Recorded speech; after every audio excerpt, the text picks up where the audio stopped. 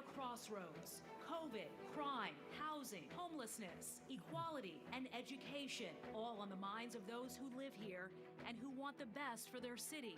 Now, a new leader will face all of those issues and more head on. A new mayor who will lead an Atlanta that is changing every day, diverse in both industry and population. Who will lead this city the next 4 years? In less than 3 weeks, voters will decide. Live from 11Alive and in partnership with 100 Black Men of Atlanta, Emerging 100 Atlanta, Georgia Voter Coalition, and our other local partners. This is Decision 2021, the Atlanta Mayoral Debate. Here are your moderators, 11Alive news anchors Jeff Hullinger and Shiba Russell. And welcome everyone to Decision 2021, the 11Alive Atlanta Mayoral Debate. In the next hour, you will hear from 6 candidates who were chosen based on their finish in the most recent 11Alive poll. A candidate needed to receive at least 5% in our poll to be invited to this debate. So without further ado, the candidates joining us live tonight in our studios at 11Alive are as follows. Atlanta City Councilman Antonio Brown, Public Policy Attorney Sharon Gay, businesswoman Rebecca King, Atlanta City Council President Felicia Moore, Atlanta City Councilman Andre Dickens, and former Atlanta Mayor Kasim Reed. The candidates will have 60 seconds for opening and closing statements and 60 seconds to answer each question. If a candidate is mentioned by name in a response, that candidate is allowed 30 seconds for rebuttal. Now, because we have limited time, not every candidate will get to answer every question, but we will hear from everyone tonight. The podium placement you see here, as well as the order of opening and closing statements, were set by a random draw. All right, so let's begin with opening statements. Candidates, you have 1 minute to begin. We start with Councilman Dickens. Good evening, everyone. My name is Andre Dickens, and I want to be the next mayor of the city of Atlanta. We've been to about 20 to 25 of these debates and forums thus far, and I want to make sure tonight that you see what the difference is. The difference starts with me, that I was born and raised in the city of Atlanta and attended Atlanta Public Schools and became the first in my family to go to college when I went to Georgia Tech. I'm a chemical engineer, which means I know how to solve problems. I've been a neighborhood leader. I've also been a small business owner. I am a dad and a deacon, which means my faith is important to me. So when I ran for city council in 2013, I ran on the platform of restoring the public trust and overcoming corruption. You see, in Atlanta, I've been a city council member, and I've been for 8 years on the Atlanta City Council and done some wonderful things on council. And so what I want you to know is that I have a full set of experiences that have been crafted over my 25 years that have prepared me to be mayor of the city of Atlanta. I know how to solve problems, and I will make sure the cities run well, All right, run well for everyone. That's it. Thank you. Up next, Rebecca King. Thank you. Hello, I'm Rebecca King. I'm a mother, businesswoman, community advocate, and I'm interested in tackling the challenging times that we're having in Atlanta, from fixing our crumbling infrastructure, tackling rising crime, and working with our homeless to elevate them and help them find a home. I serve on several committees in Buckhead and throughout Atlanta. I'm also a coalition builder and have served on numerous boards. I'm looking for your support as well so that I can continue to rejuvenate the spirit of Atlanta. We need her to rise above and be the model city in the region and in the world. Thank you so much. Antonio Brown, you're up next. Thank you so much. Like many Atlantans, I grew up in poverty with my parents in and out of prison. I was forced to drop out of high school at 15 to take a full-time job to help support my family. Understanding that my life could become a reflection of the possibilities within someone else's life, I was able to wield my imagination to see beyond my environment and conditions and overcome my adversity. Holding on to my faith, I was able to launch a successful small business and build it into a multi-million-dollar organization. My love and passion for people and solving complex problems have led me to become an Atlanta City Councilman, where I've passed over 60 pieces of legislation to address some of our city's most complex problems. Now, I'm running to be your next mayor, to create an inclusive ecosystem where no Atlantan is ever left behind again. Thank you. Kasim Reed, you are up next. Well, Jeff and Shiba, thank you for having us, and thank you to Channel 11. Atlanta is a city of amazing possibilities. But right now, those possibilities and all of our safety and security in neighborhoods throughout Atlanta are being threatened. Right now, we're at risk of losing 20% of our neighbors, and APS is at risk of losing $230 million or more in funding. When I was mayor, we reduced crime to the lowest level that it has been in 40 years. Right now, we're experiencing a 58% spike in violent crime. Last year, 157 people were murdered in our city. I can rebuild our police force, hire 750 police officers, hire first-rate chiefs like I did with Chief Turner and Chief Shields, and I can keep Atlanta safe. And as Ambassador Young says, I did it before, I can do it again. Thank you. Felicia Moore, you're next. Hello, Atlanta. My name is Felicia Moore, and I want to be our next mayor. This election is about leadership, and I have led from a neighborhood president, an MPU chair, and I've also worked at City Hall. As council member, I've seen the city through good times and very tough times like the recession and had to make tough decisions. But I also came up with great solutions like making sure we had a mandatory reserve so when we had a rainy day, we had something that we could fall back on. I'm running because I want to make sure every neighborhood in this city is safe. I want to make sure that you get the city services that you pay for and deserve. I want to make sure that we do it transparently, that we do it with ethics. I've served with integrity and will continue to do so as mayor because you need the public trust. And I also am going to do it with accountability, being accountable to you, the people that we serve, and making sure we are held accountable for what we do.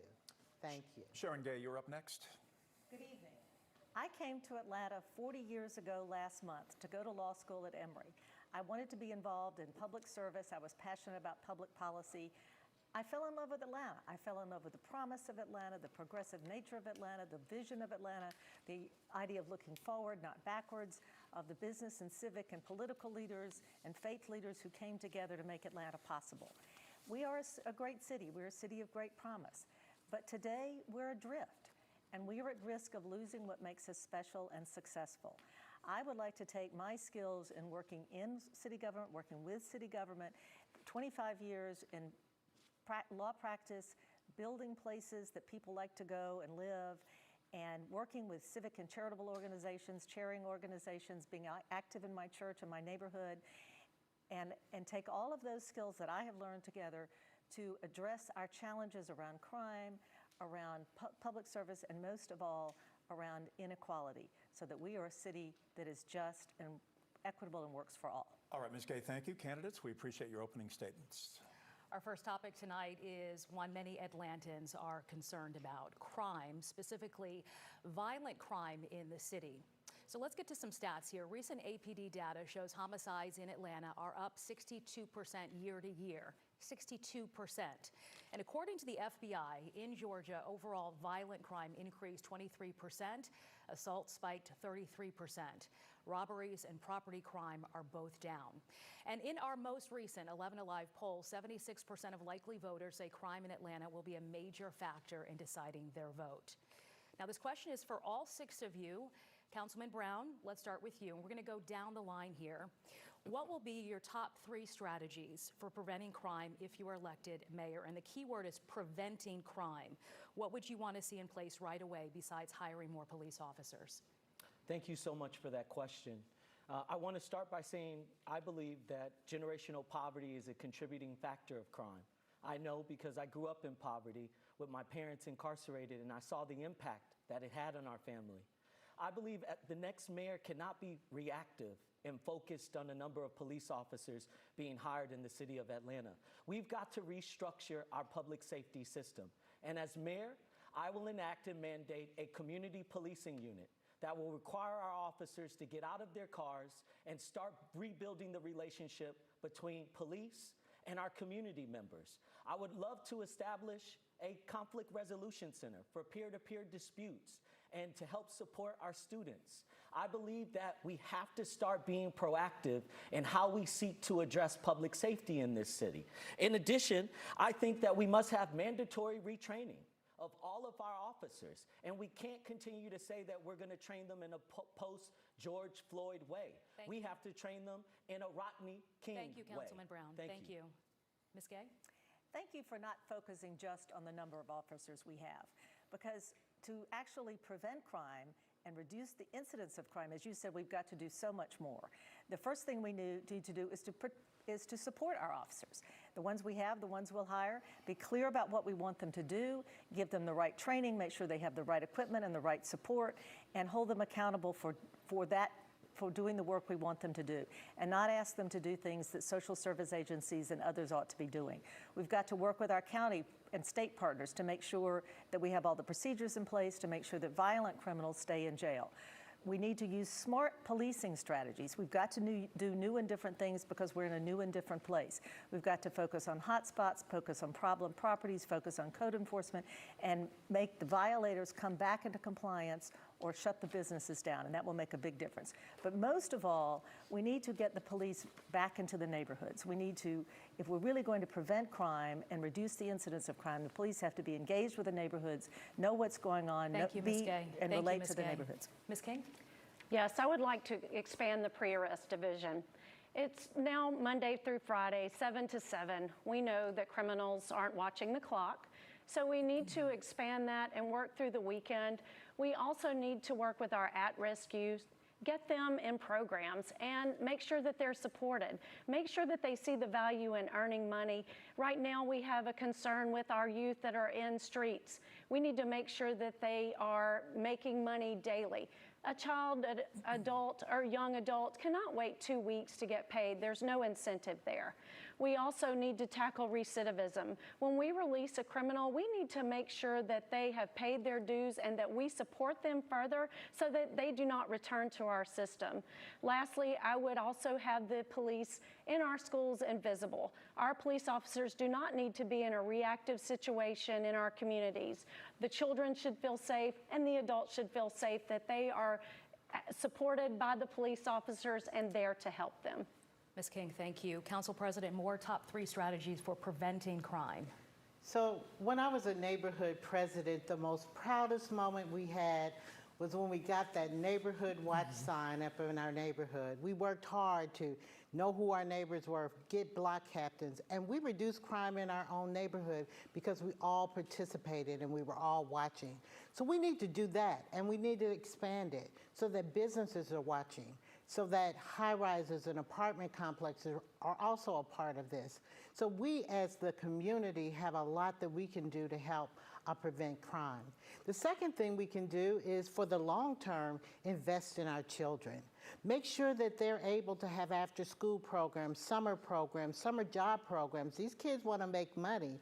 We want them engaged and active and in supervised, productive activities so that they're not put in a gang or out on the street. And then finally, we need to work with our courts so that people are not repeatedly let out on the streets. There's ways we can do that, and that will help prevent crime. Ms. Moore, thank you. Councilman Dickens. Yes, I was the first candidate to publish my public safety plan, and it's called the Safe Streets Plan. You can look it up at safestreetsatlanta.com. But what we are talking about is not just hiring officers, but the S in there is to surge to also use technology, to be able to have 10,000 new street lights across the city, but also to have cameras and license plate readers so we can prevent crime and fight crime. The A in there is to arrest the gang leaders that are preying on our children, but also to go into our schools to do more gang prevention. But as others have said, we want to empower community-based policing to get officers out of their cars, walking the beat, going to the gas stations, the bars, and the after-hour spots. We want to make sure that our youth are engaged. Like in 2017, when I was the public safety chairman, we did a lot of walk and talks, walking around the communities with officers, but also youth programs like my midnight basketball, which we've increased now to be in boxing, entrepreneurship, and coding. Giving people pathways is important to also be able to fight crime because youth-related crime accounts for over 50% of our crime. So also making sure people have great paying jobs is a way to get people out of generational poverty and fight crime. All right, thank you, Mr. Dickens. Mayor Reed? The first thing that I'm going to do is to open every single recreation center in the city of Atlanta. There are 33 of them. They run through the city like veins through a body. They're going to be open 6 days a week until 7 p.m., and we're going to provide meals, tutorials, and access to technology, and teen crime and violence are going to drop. The second thing that I'm going to do is wake up every single day and go to a roll call and shift change, visit with our police officers, look them in the eye, and let them know that they will have due process. I'm then going to host a series of community conversations to repair the tear that has occurred between police and the community.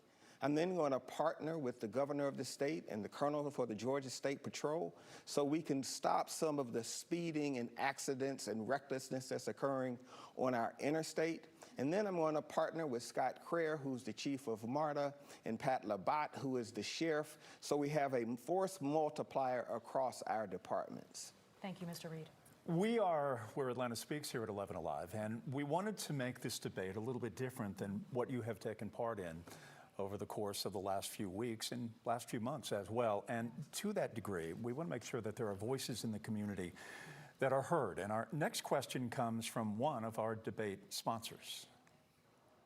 My name is Keith Milner, and I serve as the board chair for the 100 Black Men of Atlanta. Our motto is, what they'll see is what they'll be.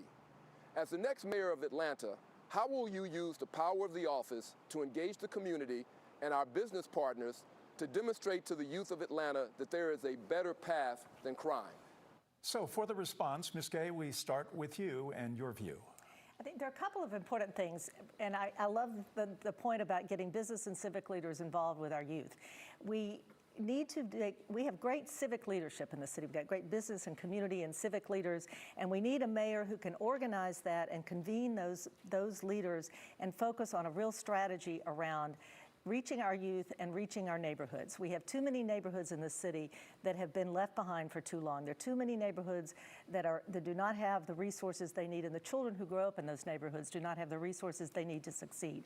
We need to work with those neighborhoods and with our community leaders to help each neighborhood that's in distress identify their path, their plan, and implement their plan for the things that they need so that their children will have a decent chance to grow up to age 18 being healthy, productive, and on a path to success. And civic leaders such as you will be a critical part of that. All right, Ms. Gay, thank you. Ms. King, you're up next. Yes, I think we need mentorship, and it would start with 100 Black Men and matching those children with some of their passions and energy. I don't know that anyone has asked them, I have, what their interests are, and also to give them the entrepreneurship. We don't know that one of those water boys might be the next great person in Atlanta that succeeds and shows us all how they've done it. They have such great hustle.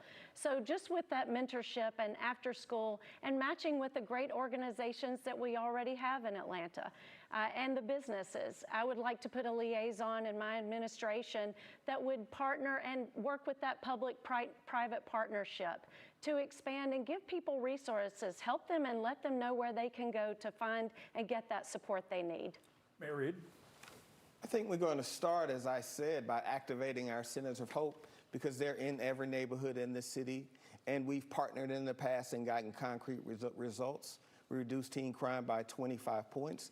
The other thing we're going to do is have an exciting initiative where we provide every teen in the city of Atlanta a job during the summers, working 6 weeks during the summers, earning $15 an hour because we've got to reconnect our young people with work and with excellence. Finally, I'm going to engage the water boys. They will not be on intersections selling water at all, but I am going to go to council and ask for an arrangement to allow water boys to sell water to the 8,500 city employees. Because if you can go stand at an intersection, you've got some get up and go. And while that practice should be prohibited, we have to acknowledge and reward the get up and go. Mr. Reed, thank you. This next question is for Councilman Dickens, Brown, and also Council President Felicia Moore. How do you respond to Atlantans who point out that crime rose while you were all in office, and they're not sure that they can trust any of you to bring any viable solutions to the table? Ms. Moore. Well, It has risen, and we have all been concerned on it. And there are two things that people need to understand. There are those who set the policy, approve the budgets, and those who execute. And that's why I have stepped up to offer myself to run for mayor, so that I can be in the position of being over the police department and guiding their direction on how we can deal with this. So there have been things done as well on the council side. I know I've been up to 4 a.m., 1 a.m. in the morning. I've gone places. I've talked to people who have been victims of crime. I've participated in council public safety meetings. We have done our job on the legislative side. But what needs to happen is a clear direction of the city that crime is not going to be tolerated. And I have 5 areas that you can see on my website in which I believe we need a comprehensive approach to make sure that every neighborhood in this city is safe, no matter what their zip code or their income bracket. Councilman Dickens? Yeah, you're right. Right now, let's be clear, we are in a crime wave, and it's the goal of the next mayor, which I'm hoping is to be me, is to make sure that this is just a crime spike and not the new normal. So I was on council for the last 8 years, and I was a part of council when we hit the 40-year low in 2017. I was also the public safety chairman at that time. And we did some tremendous things that continued. 2018, we were down in crime. 2019, we were down in crime. And at the beginning of 2020, we were also down in crime. So this is a spike that we're getting under control. And how we'll do that is by using my Safe Streets plan, which I've already articulated, is going to make sure that we hire more officers, but train them on how to do community-based policing and how to do conflict resolution. And so going forward, you will see that we will reduce this crime wave that we have as it's been taking place for the last 18 months, and we'll constantly slow it down to be able to take care of the youth-related crimes specifically as it relates to having more after-school programs and entrepreneurship training and things that get people on a pathway to success and that where they would not want to be a part of crime. We'll do that, and we'll also make sure our environment is right with more street lights, et cetera. Mr. Brown? Thank you for the question. Between 2011 and 2017, homicides gradually increased every year. Shootings were still happening. The reality is our city leadership has failed us. I've been on council for 2 years, and within that time period, I enacted legislation to study at the Department of Public Safety and Wellness so that we can put forth a 24-hour non-emergency response unit to address quality of life issues like our unsheltered population, mental health, substance abuse. Key factors that are driving the generational poverty that we see taking place in our city, contributing to the crime that has gone unaddressed in this city for decades, that's now spilling over into some of our communities that have never seen it before. But the residents in which I represent, they've been experiencing this crime. This crime is nothing new to them. They've been living in communities that have been over-policed by a slew of police officers coming into their communities, their communities being filled with guns and drugs, and nothing moving forward. Thank you, Mr. Brown. 4 years ago, I moderated a mayoral debate over at Georgia Tech with all of the candidates, and we were talking about a lot of these issues that we're talking about tonight, but we spoke about homelessness, and it was sort of on the lower tier of what we were discussing that night. But here we are 4 years later. If you live in Atlanta, if you live in town, or if you live in Midtown, or no matter where you live, depending on what quadrant you may live in the city, you are seeing a big surge in homelessness. If you stop at a red light, you're getting panhandled. You're looking underneath bridges these days. You are seeing not just a few homeless people, but you're seeing villages. I mean, you're seeing a staggering number of people, of white, of black people, Latino people. It really is astonishing what we have seen over the course of the last 4 years. How do you address this? And this is a huge issue, obviously, that is so difficult for a municipality to be able to deal with. But how do you view homelessness, Councilman Dickens? Give me a sense, as mayor, how you would address this troubling and complex issue. You're absolutely right. This is a moral issue. It's a challenge in that, the amount of homelessness that you see on the street is a reflection of the amount of individuals that are not going into shelter during this COVID pandemic. What the Partners for Home tell us is that the numbers have actually decreased, but what you see is more people actually living in encampments and out on the street.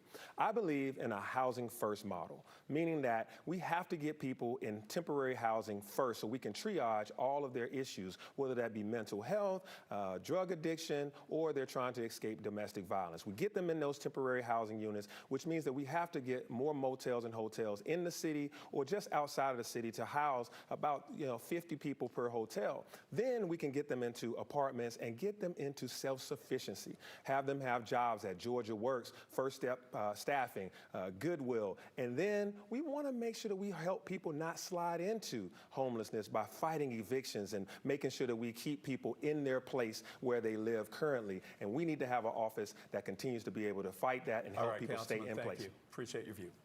Our next question is about rent affordability and comes from a familiar face in Atlanta media. Hello, my name is Ryan Cameron from Magic 107.5, 97.5, The Real Sound of Atlanta. I'm also a proud member of the class of 2020 of the 100 Black Men of Atlanta. My question for the candidates for mayor is this.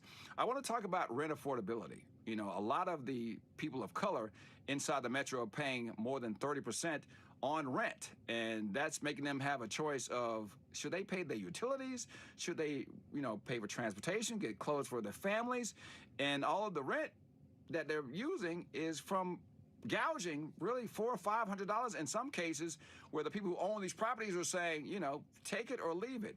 As mayor, what would you do to try to, alleviate some of those problems? Because at this point, it doesn't seem to be getting any better. It's getting worse, and people have no choice but to stay and pay. So what is the fix, Mr. Reed? Well, the fix is to take the 877 acres that the city controls and start building vertically right away.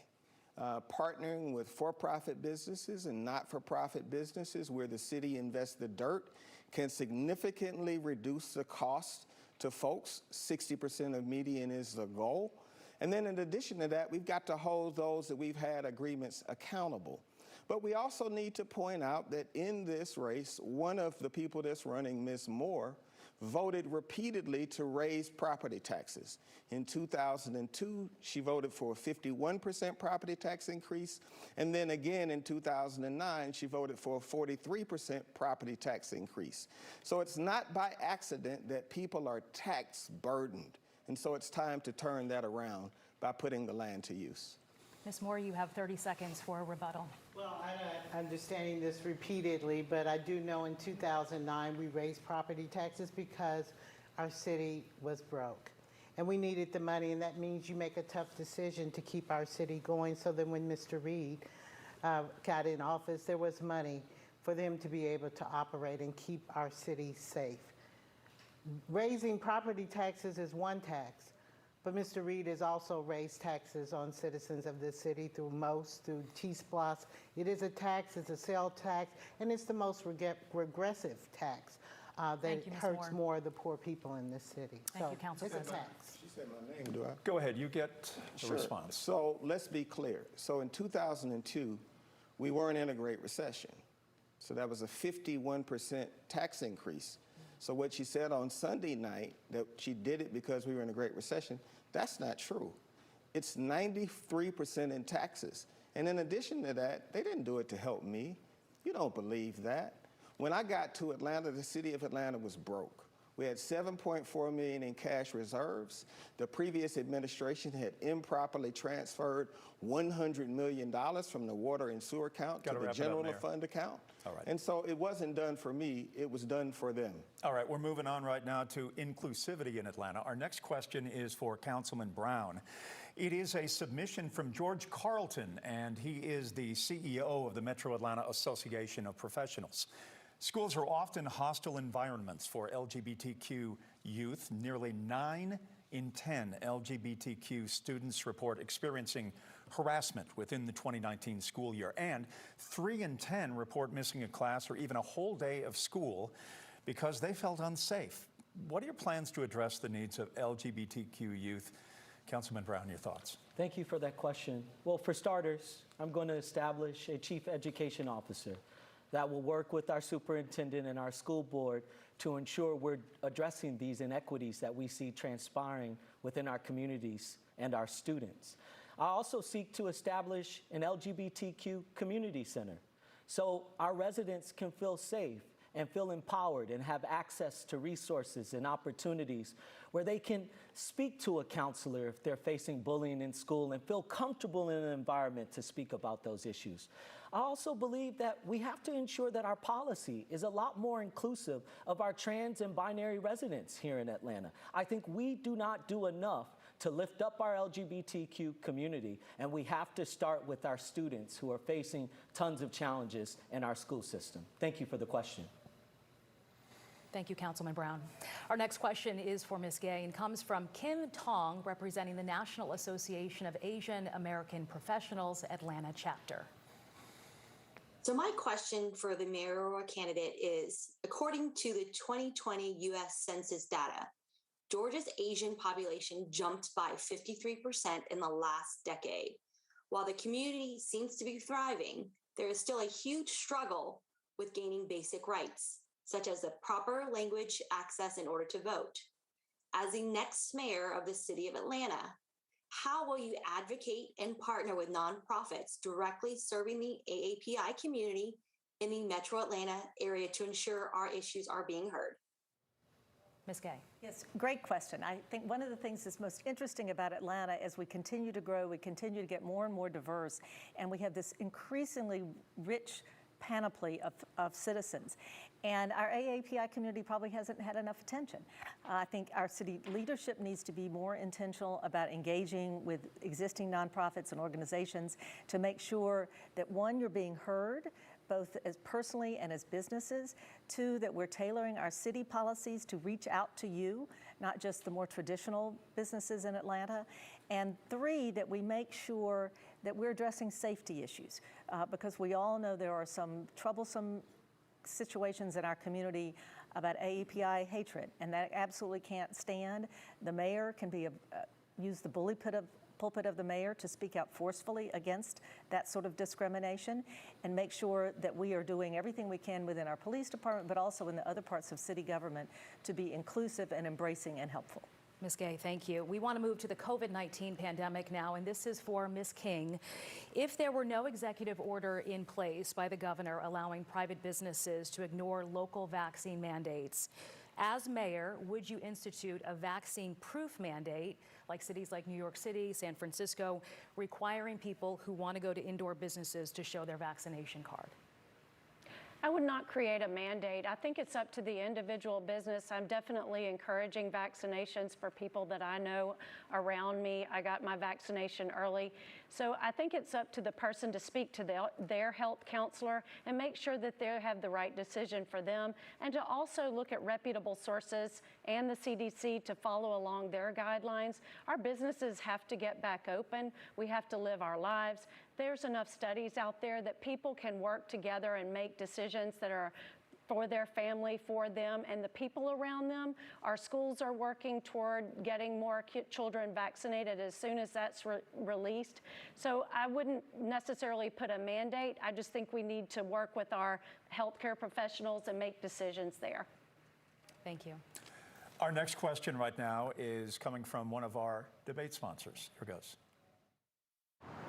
Hola, my name is Sophia BORK, and I'm a member of HYPE, Hispanic Young Professionals and Entrepreneurs. What I'd like to know is many people in our community are immigrant workers, and they have been adversely impacted during the COVID-19 pandemic due to their lack of access to benefits. What will you do as mayor to help our immigrant community and frontline workers, especially those who work in restaurants? Thank you. Council President Moore, how do you answer Ms. BORK? Well, I answer her by saying that the City Hall will be open to you with the resources that we have. With the CARES Act funding we had that can help everyone, rental assistance is one thing, particularly if you're a small business, you can access those funds. But we also have utilized and opened up our solicitor's office where they can assist them with if they're having trouble, for instance, being evicted and need assistance or need guidance. So I believe whatever resources we have at the city, we can make them open and available to all communities, and particularly those in the Latino community that need help. All right, thank you. We want to move over to the topic so many people are talking about, and that is Buckhead. This is for all 6 candidates, and we want to hear from you on this subject. Do you think Buckhead should be its own city? We probably know the answer to that. And what do you tell the residents who want to break off for Atlanta because they are fed up with their perception of lawlessness, which has been going on? All you have to do is check out our emails here at the station and our Facebook pages to see that, or mine on a Friday night. They are very, very active places. We want to begin with Councilman Dickens on that subject. Yeah, the proposed Buckhead and Atlanta divorce is going to be an unnecessarily expensive one for both spouses, and the children will be who suffers the most. I'm talking about the Atlanta public school system, which will have a $230 million deficit if that happens. We can't allow Buckhead to leave. So what I know is I've lived in Buckhead, lived in Northwest Atlanta, Southwest Atlanta, and Midtown, and all across the city, everyone wants to feel safe and they want to feel heard. That's why we're going to enact my Safe Streets plan to make sure that Buckhead and all of Atlanta is safe in the first year.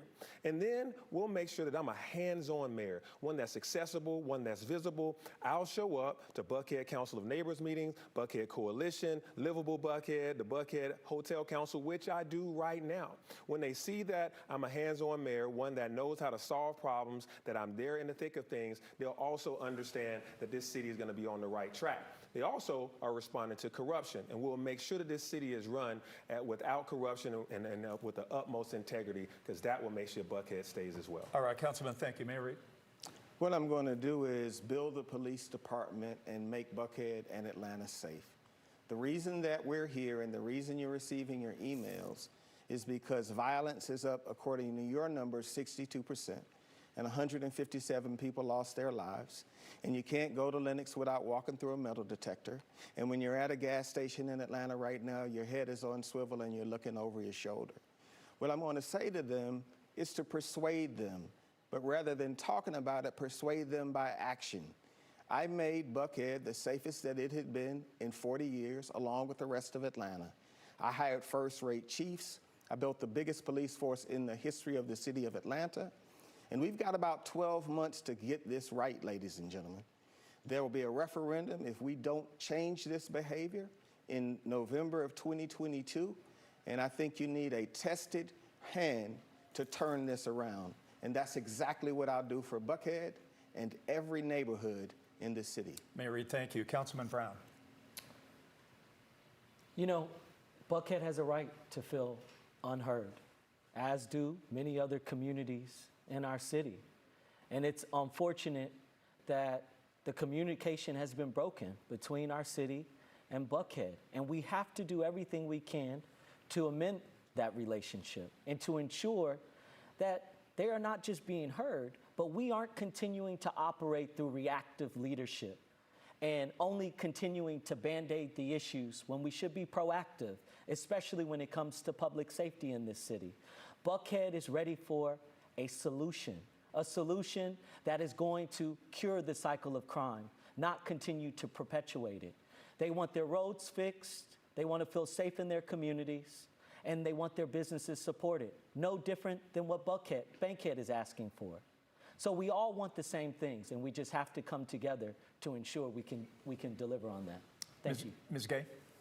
Yes, my mother grew up in Buckhead, and the idea that my mother's childhood home would no longer be a part of the city of Atlanta pains me. Buckhead is part of Atlanta, and we are all richer and fuller and better together than we are apart. But I take those concerns seriously. I mean, my response to people who are interested in cityhood is, I hear you. I take your concerns seriously. They're valid. They deserve to be heard. You deserve to be listened to and your concerns addressed. I urge them to focus on electing new leadership for the city of Atlanta this November and hold that new leadership accountable for the change you seek. Clearly, violent crime, a strategy has to be in place to turn that around quickly. But it's not just about violent crime. It's about just a near collapse in city services. People don't expect their potholes to be filled or their trash to be picked up. We'd have to do a quick turnaround in restoring basic city services. And then the other thing is we've got to quit making top-down decisions, particularly in areas like land use and planning. Those need to be left with the neighborhoods as they have been. Ms. King. Yes, Buckhead residents. This is not a solution. The solutions that you've been offered have been cities that have been formed from unincorporated areas. You will be purchasing schools. You will be purchasing and making police departments. Those can escalate costs and your own election, because then you will be working to elect a council and a mayor. So look at everything. We need a city services hub that is in the north part of Atlanta.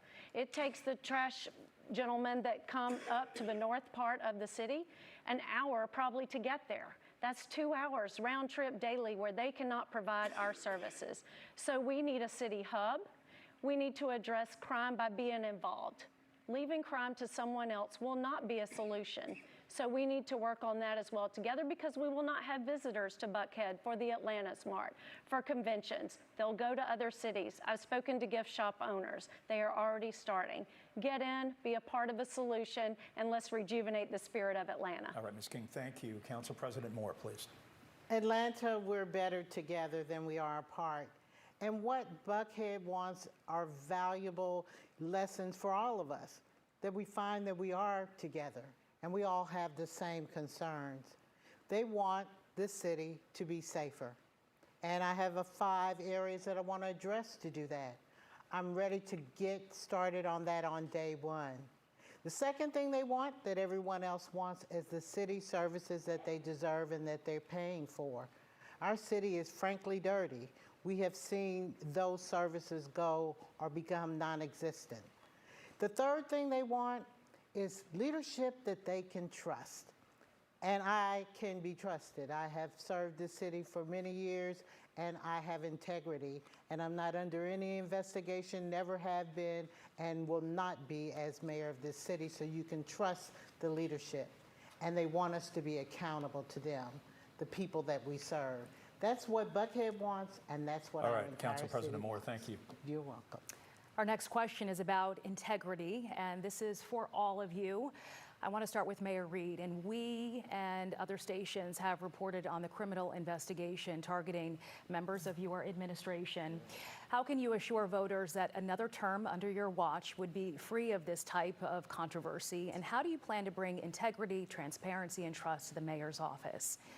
Well, I think first and foremost, we have to work at it and implement new policies to make sure that this never happens again. First and foremost, I'm not under investigation of any kind, nor is my campaign.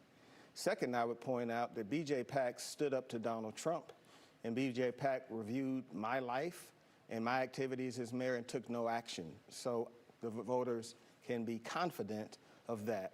The other part is I would never break my mother's heart or dishonor the office. Regarding policy, we're going to make sure that all of my senior reports and I publish our income tax returns every April 15th. No member of my senior team or cabinet will have experienced a personal or business bankruptcy. That is where some of the challenges occurred. We will have quarterly ethics training, where all of my cabinet will go through quarterly ethics training. And then fourth and finally, we're going to have lobbyist registration the way that they have at the state for council and the office of mayor. Mr. Reed, thank you. Let's continue with the question of integrity here. How do you plan to bring those qualities to the office, Councilman Brown? Thank you for the question. I believe that the city has already taken necessary steps to ensure that we have integrity within the city of Atlanta. We've enacted a position of an inspector general to come in and ensure that our operations are being run efficiently, and we don't have systems that cater to a pay-to-play opportunity here in Atlanta. We have many folks developing in this city, and we have to hold those developers accountable as well as our elected officials. I believe that we need to first lead with that integrity and ensure that our actions are a reflection of that, so that we can be better servants and our government can run efficiently and effectively, and a government in which our residents can trust. Thank you. Ms. Gay. The culture of an organization is set from the top.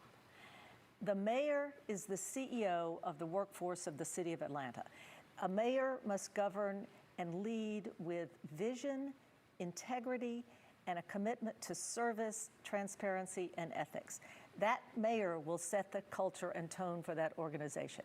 If I am the mayor, I will do the same thing I've done in other organizations I have led and law firms I have managed, which is to set a clear vision, a clear expectation for service, excellence, and integrity.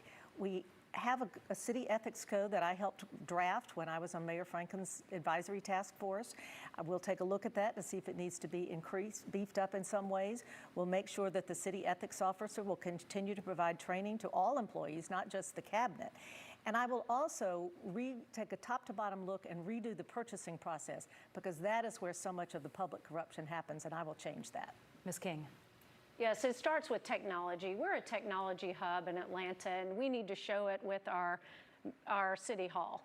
We have contracts that are, people wonder how people got in, relatives. That needs to all be opened. Our technology needs to be enhanced. There should be no paper tickets, no exchanging of money.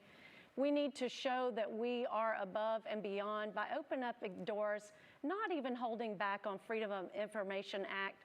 Let's see where the money goes. Let's work through all of those information, get to be able to see everything online. In my administration, I will have a page that has the transactions, anything that I'm engaged or involved in. In my condo, I was a board president and I opened the books, and you could go down to the manager and ask any question. He was available and could answer that, and we also in our board meetings showed that as well. We gave full transparency in our transactions and asked people where they wanted to spend their money to.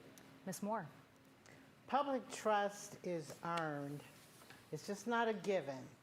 And it is earned not just by saying what you will do, but what you have done and how people have watched you consistently. I have integrity, have served with integrity, and will continue to. As president of council, I am so proud to be the author of the legislation that got our first Inspector General and Compliance Officer in the city, to make sure we can get rid of this cloud of corruption over City Hall and hold ourselves accountable so the feds don't have to come and do it. And I'm also author of the legislation that has those who are independently watching our contracts, so that pay to play doesn't have any room at City Hall anymore without the council knowing about it before they vote on it. And I'm going to continue to come up with other ways that we can make sure that we are open, honest, and transparent government. Integrity does matter. Ms. Moore, thank you. Councilman Dickens. First, we have to acknowledge that corruption is a crime. It is a crime that tears at the fabric of our public trust. And when you have corruption that occurs, it also costs the citizens millions of dollars, directly and also in contracting for your various projects that you would like to see. So yes, we will constantly have ethics training quarterly, but that occurs currently right now. We also will have an inspector general that we had to come up with after the previous administration. We also had to do what I did, which was create a credit card policy to stop people from buying guns, buying dry cleaning, and all kinds of absurd expenses, and reduce the number of people that had credit cards. So we'll run this city when I'm mayor with integrity. We'll also have transparency. It was mentioned that we will publish our taxes. Well, I actually published my taxes for the last 4 years and asked everyone in this race to do so. And to this date, those that said they would have not. All right, Councilman, thank you. Another favorite topic of Atlantans is traffic. Yeah. Oh my goodness. All right, this question, we're going to start with Councilman Brown here.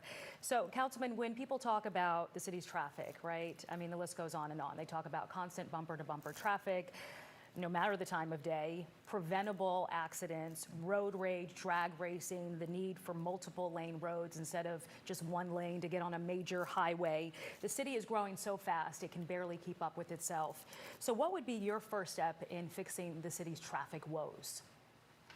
Thank you so much for the question. I believe we have to rebuild the trust between our residents and our public transit system. You know, I believe residents oftentimes are left with the dilemma of taking public transportation, which is going to take them an hour to get to and from one location, or driving in a vehicle. And if we can start incentivizing residents to trust our public transit system, I believe we will have less people in cars and more people taking our public transportation system. In addition to that, I believe we need to establish bus rapid transit that actually connects to essential locations. We need protected bike lanes so folks feel safe riding their bikes throughout Atlanta. And we need to ensure that we're doing everything we can to synchronize the lights in Atlanta so we can speed the cars along and get them to their destinations. Thank you. Thank you, Councilman. Ms. Gay. What we need is mobility. What we need is to be able to move around the city, to get to work, to get to the grocery store, to get our kids to school, all the things we do in our day-to-day lives. And there are a whole bunch of pieces that go into that. I would be a very active partner with MARTA and pushing to get the More MARTA program implemented more quickly, spend the money faster, deliver the big projects, but we also have a lot of little projects that will make a big difference immediately.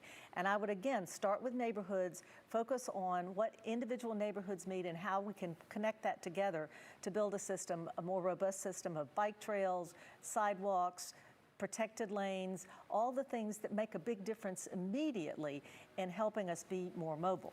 And I would also make sure that the money we already have in the city for transportation gets spent faster, better, and more wisely.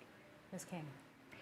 Yes, I would look to the last mile of connectivity, and I think that's where our neighborhoods need to become engaged.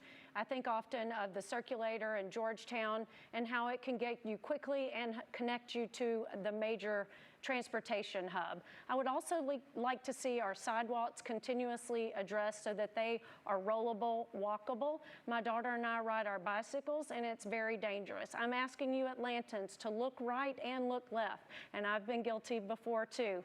I'm a runner and it's got to be careful. We have to be safe and make sure that people that are getting out and walking and using our trails and riding bicycles, that we can get there safely. Ms. Moore. Thank you. Well, everybody complains about traffic, but no one wants to admit they're a part of it. So first we need to understand that we are a car-centric city. And there are people who need transit and have to use it for their everyday going on. And then there's those who choose to use it. And so we've got to get the culture of Atlanta to change. But while we're doing that, we can also look at the money that we hopefully will be getting from the federal government for infrastructure dollars and doing what people always talk about and trying to get our lights synchronized so that we can move traffic freely. But really we need to lean on the transit and make it convenient for those who choose to use it. Because if they choose to use it, they will not be on the road. And one of the best projects that we can certainly lean to is the Beltline, because it does have a circular around the city. Thank you. Yeah, so here's one of the big differences about me and others. I have intentional action. I actually created the Atlanta Department of Transportation, the first city councilman in the history of Atlanta to actually create a department. I created it 18 months ago because of these various issues that we have. See, transportation to me is not just about getting people where they're going each day, it's about getting them where they're going in life. And so that's why, yes, we are too car dependent in the city of Atlanta. So that's why we have to make sure that we build out rail along the Beltline and also go down to Campbellton Road, where currently it takes people 40 minutes on a bus to get to a train station. We will develop out our MARTA plan where we hopefully one day by 2030 or 2035, we can begin to make sure that we have free public transit in this city for students and for seniors. We'll also celebrate smaller projects like building sidewalks around schools and senior centers.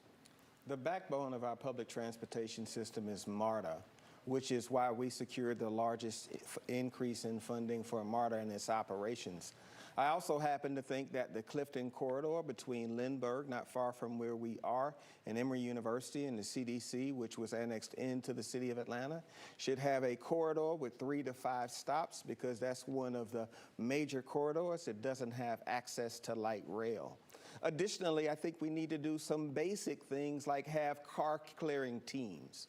One of the things that causes traffic on our interstates and thoroughfares is that when a car breaks down or there's an automobile accident, we don't have dedicated teams that clear them to the side.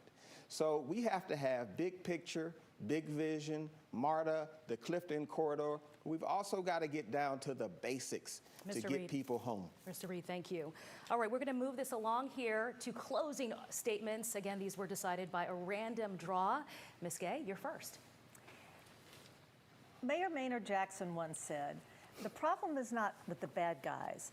The problem is that the good guys have gone to sleep." He was right. I'm running for mayor to wake up the good guys. All of you who don't feel heard, who don't feel like your city government listens to you, who don't feel like that it makes decisions with you in mind, that it's too top down, that it's too indifferent. All those business and civic leaders who want to help the city but have been shut out. The civic and charitable organizations like our Parks Conservancies that haven't been able to effectively partner with the city, and our neighborhoods that don't feel heard. I'm running to be the mayor who will wake up all of those good guys, organize the government to bring all of those groups together to address our challenges. We have some great challenges, but we have great opportunity. We are a great city. We need to think like it and act like it, and that's what I would help our city do as mayor. Mr. Reed? Ladies and gentlemen at home, you've got a decision to make. You have to think about what Atlanta was like 4 years ago when crime was at record lows. We never raised property taxes. We left $200 million in cash reserves, and we left the city with AA+ credit from Standard & Poor's, Moody's, from Fitch, and we had an economy that's booming. What's putting that at risk right now is violent crime and murder. You have to ask yourself which individual is most able to galvanize the support of the police department, the fire department, and push back against this surge of crime and violence, which is the issue in this campaign. It is the reason that our neighbors in Buckhead are thinking about leaving. I offer myself humbly to be your mayor. And tonight, I ask you for your support and your vote.